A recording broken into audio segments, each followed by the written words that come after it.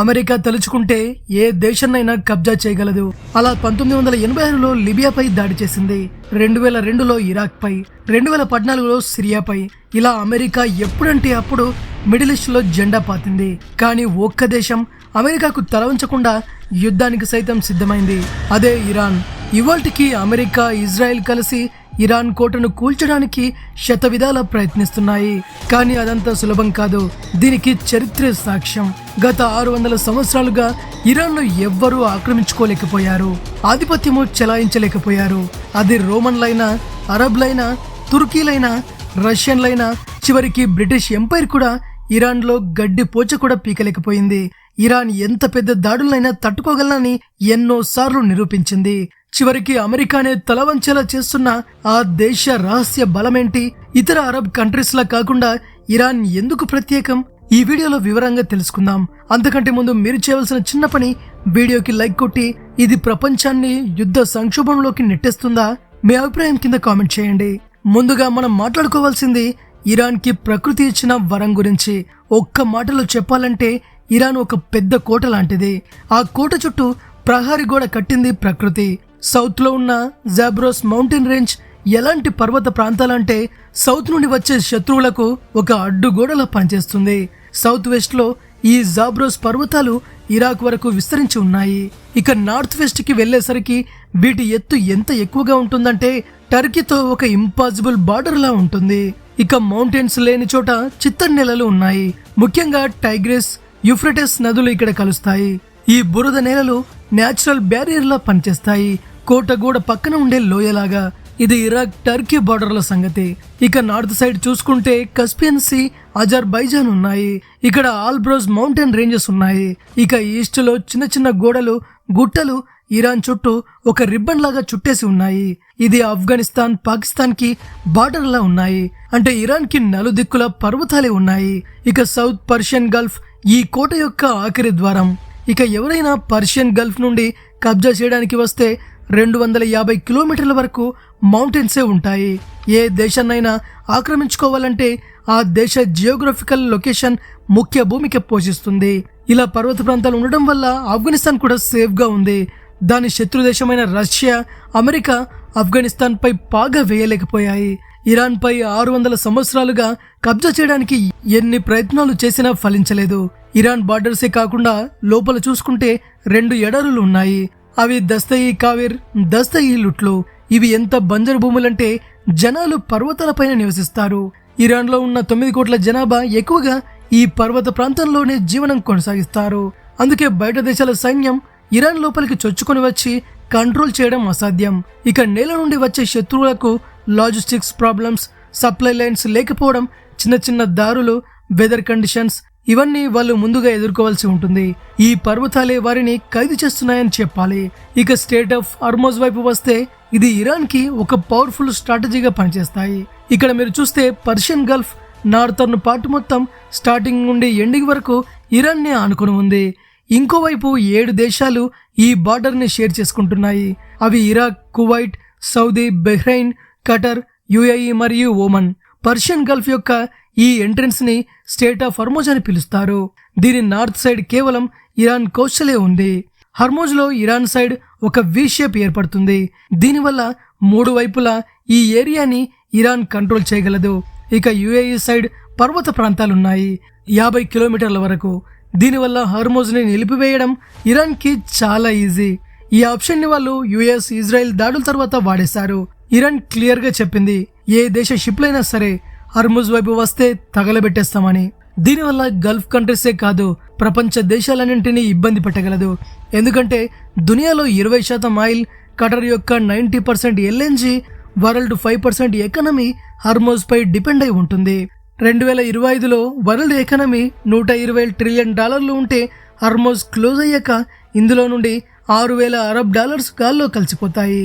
ఇలా ఇరాన్ ను ఎవరైనా దాడి చేయడం, కబ్జా చేయడానికి ప్రయత్నిస్తే ఇరాన్ హర్మోజ్ ని క్లోజ్ చేసి ప్రపంచం మొత్తాన్ని ప్రెజర్ లో పెట్టగల తాళం చేయి తన దగ్గర ఉంచుకుంది.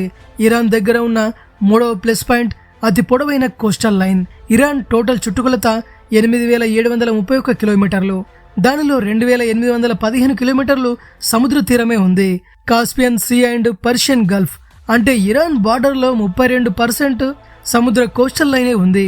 నార్మల్గా కోస్ట్ తర్వాత ఇసుక ఉంటుంది, కానీ ఇక్కడ పర్వతాలే ఉన్నాయి. ఇక్కడ ఇరాన్ సీక్రెట్ లొకేషన్స్లో మిసైల్ బ్యాటరీస్ని దాచిపెట్టగలదు. ఇక్కడ ఎన్నో బ్లైండ్ స్పాట్స్ ఉన్నాయి. శాటిలైట్ డ్రోన్స్తో చూసినా ఇక్కడ ఏముందో కనిపించదు. ఒకవేళ శత్రువులు సముద్రం గుండా వచ్చినా వారు పర్వతాలను దాటి రావాల్సి ఉంటుంది. అక్కడ వారి మీద దాడి చేయవచ్చు.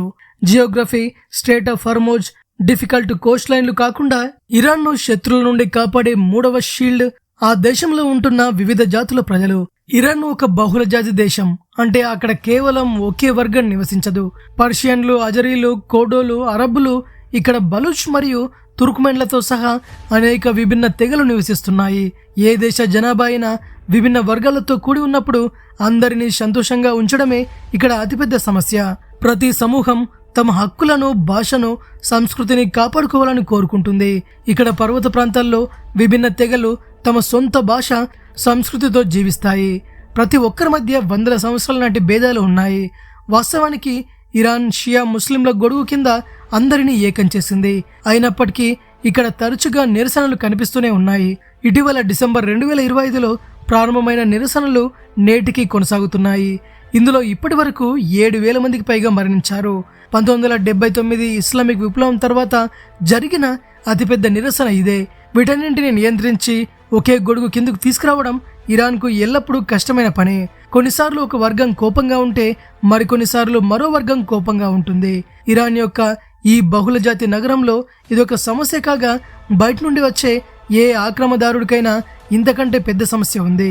ఇరాన్ను ఆక్రమించుకోవాలని ఆలోచించే వారికి ఎవరైనా ముందుగా అక్కడి భౌగోళిక పరిస్థితులను చక్కదిద్దుకొని ఆ తర్వాతే ఇరాన్ ప్రజలను తమతో పాటు తీసుకెళ్లాల్సి ఉంటుంది.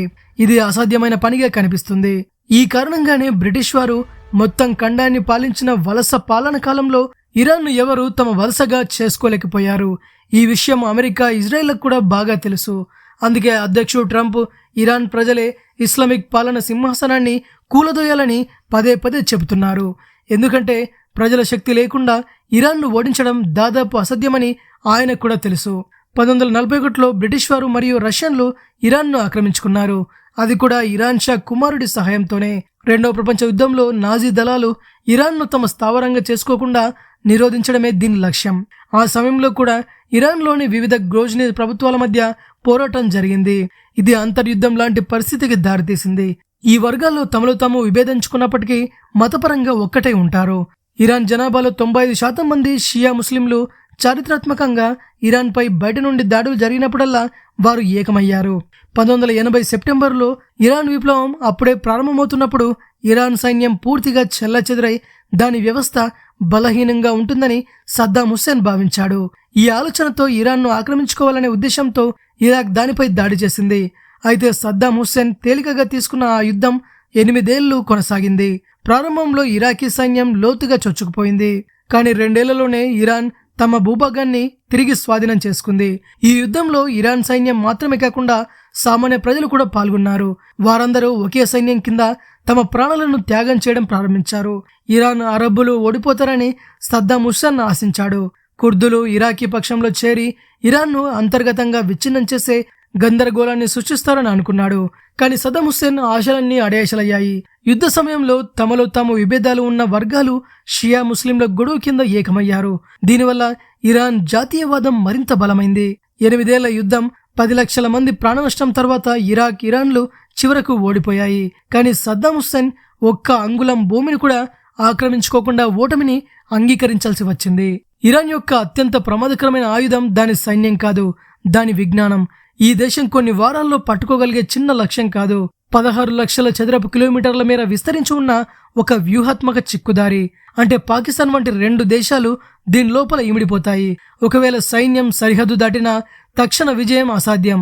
వారు శతాబ్దాల నాటి పర్వత మార్గాలు, ఎడారి పీఠభూములు, లోపల లోతుగా ఉన్న నగరాలను చేరుకోవాలి. అంటే శత్రువు ఎంత లోపలికి చొచ్చుకుపోతే వారు మరింత ప్రాబ్లంలో పడతారు. లాజిస్టిక్స్ పై ఒత్తిడి పెరుగుతుంది. అడ్డంకులు అధిగమించడానికి ఎక్కువ సమయం లభిస్తుంది. అంతేకాకుండా టెహ్రాన్, ఇస్ఫహాన్ మరియు ముషత్ వంటి నగరాలు సరిహద్దులో కాకుండా లోపలి భూభాగంలో ఉన్నాయి. అక్కడ శత్రువులు వాటిని చేరుకునే సమయానికి అప్పటికే అలసిపోయి ఉంటారు. ఇరాన్ భూభాగమే ఒక నిశ్శబ్ద రక్షకుడిలా కాలాన్ని తన అతిపెద్ద ఆయుధంగా వాడుకుంటుందని చెప్పడంలో తప్పులేదు.